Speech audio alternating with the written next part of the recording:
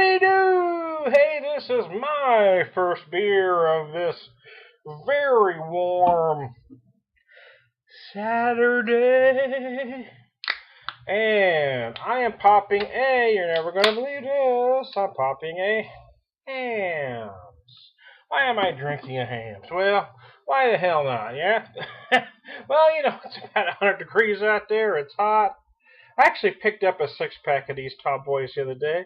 It was less than $5, and I figured I want to try this. Because it was close to 100, very humid. I'm using this glass because, well, it holds the pint easy, as you say. As you can see there, I'm having trouble speaking. It's very light. I don't drink these type of beers a lot, but I'm not like some of the real militant craft beer snobs that think these beers ought to be wiped off the planet. I think there is a time and a place for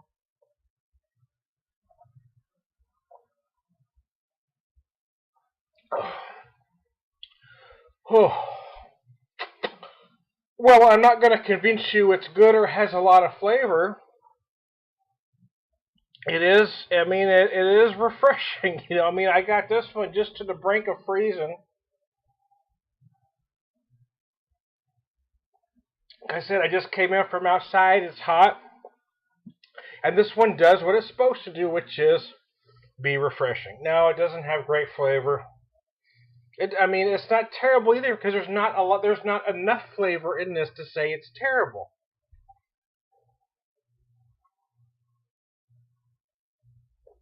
Oh, goodness. I love my craft beers. I do, and I was drinking them before they were even called craft beers. And I've been criticized for saying this before. I have a fundamental issue even with the word craft because I think not that these beers that we're drinking are craft. There's no other word. But my problem is as soon as you bring that word in, it invites pretension, It just does, and you got these snobs that you have to drink this beer with this glass and do this. Now I agree in a perfect world, but I'm a working class guy. I do have a nice collection of glasses, but I don't have every glass for every beer style. That's just asinine. Ass 10, ass 11.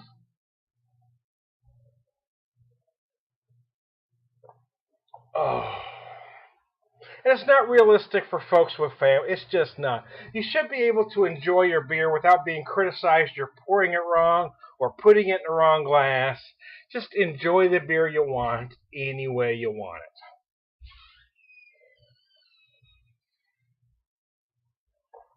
Oh.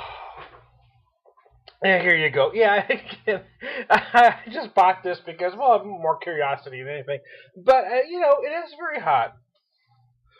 I was broke, and this is, quite frankly, is refreshing. There are certainly, I get a kick out of these bargain brands, Um, macro drinkers are very brand specific. Bud drinkers are never going to drink anything else but Bud Light, Coors Light drinkers, MGD drinkers, High Life drinkers. They all love their brands for certain reasons, and they will diss anything else. The truth is, this isn't any less crisp than any of those beers that I mentioned. It just isn't. It does say barley malt, grains, and hops. So I'm going to assume that grains probably means corn, corn and or rice. There is a little bit of sweetness going on here, so I'm going to say corn, but it's not as sweet as some others.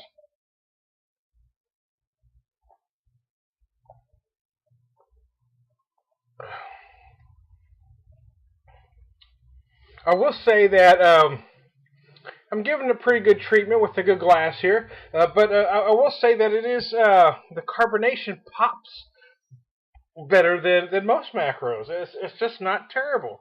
Um, One of my least favorite of this particular style is actually one of the most popular. It's a PBR. I detest PBR because of its huge corn syrup profile. It's just loaded with corn syrup. It is so sickeningly sweet that I can't drink it.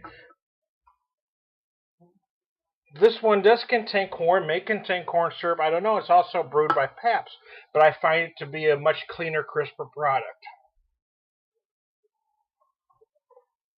Oh no, I'm wrong. This isn't brewed by Pabst. It's brewed by Miller. My mistake. My bad. Beer Whisperer, wrong.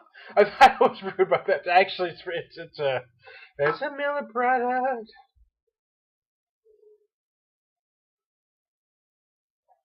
Oh, oh. So there you go. A great beer. No, easy to drink. Yes. I mean, I took down a pint in about 6 minutes. So yeah, it's easy to drink. It's refreshing. It will make you burp and pee like nobody's business. Whew.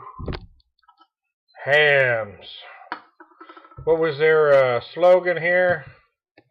Refreshing as the land of sky blue waters. Hamm.